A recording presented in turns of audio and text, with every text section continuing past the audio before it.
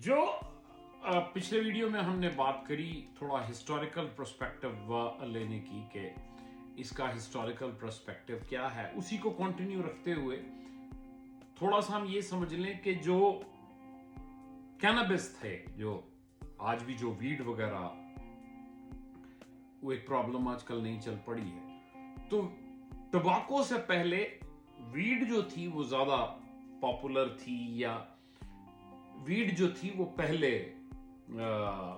आई थी। टबाको के अराइवल से पहले वीड जो है वो आ चुकी थी, और वीड की जो हिस्ट्री है वो तकरीबन 5000 बीसी तक जाती है।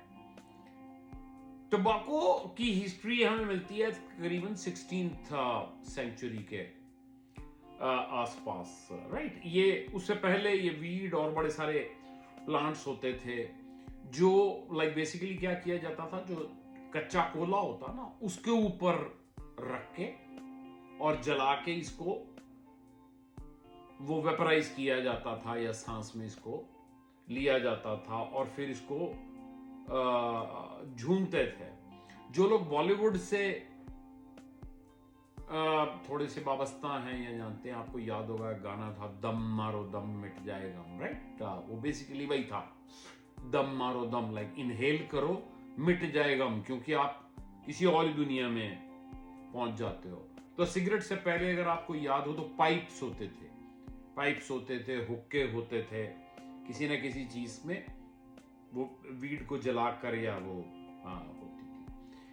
ईस्टर्न वर्ल्ड में इसी चीज को इसकी मेडिसिनल प्रॉपर्टीज के लिए भी यूज किया जाता था।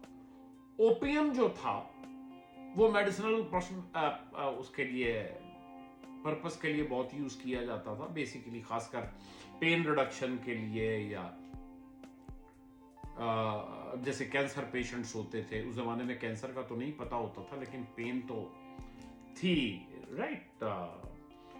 धीरे धीरे यूरोप में जो है वो इसको एक तरीके से ये आर्टिस्टिक बात हो गई कि आर्टिस्ट पीते हैं, क्योंकि पीने के बाद, नशे के बाद लोग बहकी बातें करते थे, और जो बहकी बातें करते थे वो आर्टिस्ट नजर आते थे।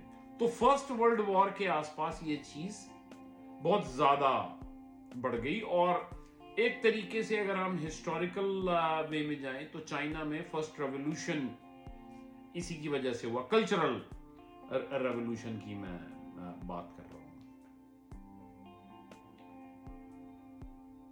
1900 के बाद 1910, 1920, 1925 थोड़ी सी लाइफ एक्सपेक्टेंसी जो है वो ज्यादा बढ़ गई, और मेडिसिन लाइक अलग अलग तरीके की मेडिसिन जो हैं वो नजर आने लगी या दुनिया में आ गई। तो फिर उस समय ये भी पता चला कि ये जो स्मोकिंग है इसके एडवर्स इफेक्ट्स जो हैं वो आने लगे। 1920 के आसपास अगर मुझे ठीक याद है तो 1920 और 30 के बीच में पहली बार सिगरेट और कैंसर के बीच में रिलेशनशिप जो है वो कंफर्म किया गया। और अगर मुझे ठीक याद है तो एक जर्मनी के जो डॉक्टर थे उन्होंने पहली बार किया। उसके बाद ब्रिटिश में इसकी स्टडी की गई, वो शायद 1950s में की गई, 50 और 60 के बीच में, राइट। और 60 और 70 के बीच में ये स्टडीज जो हैं ये यूनाइटेड स्टेट्स में हुई। ये इसकी क्रोनोलॉजी थी।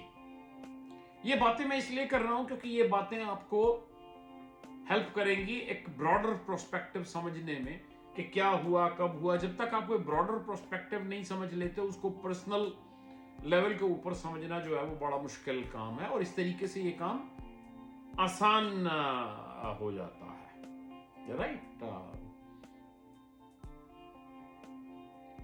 आगे इसके क्या हुआ क्या नहीं हुआ हम आगे बात करेंगे।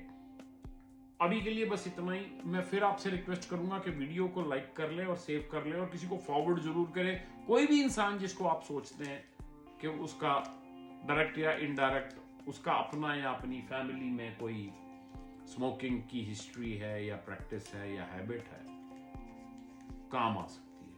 मैं GTA कनाडा में हूँ, पिछले 20 साल से प्रैक्टिस करता हूँ एस्ट्रोलॉजी, हिप्नोसिस, हिप्नोथेरेपी भी जिसको कहते हैं। हिप्नोथेरेपी का बड़ा दखल है और मैंने बहुत लोगों को हेल्प करी है सिगरेट छुड़वाने में। आप भी अगर सिगरेट छोड़ना चाहते हैं तो मुझसे बात करें। हिप्नोथेरेपी से बहुत हेल्प मिलती है हैबिट करेक्शंस की। एस्ट्रोलॉजर भी हूँ, तो वीडियो को लाइक करें, शेयर करें, सेव करें। अगले वीडियो में फिर मिलते हैं। Thank you.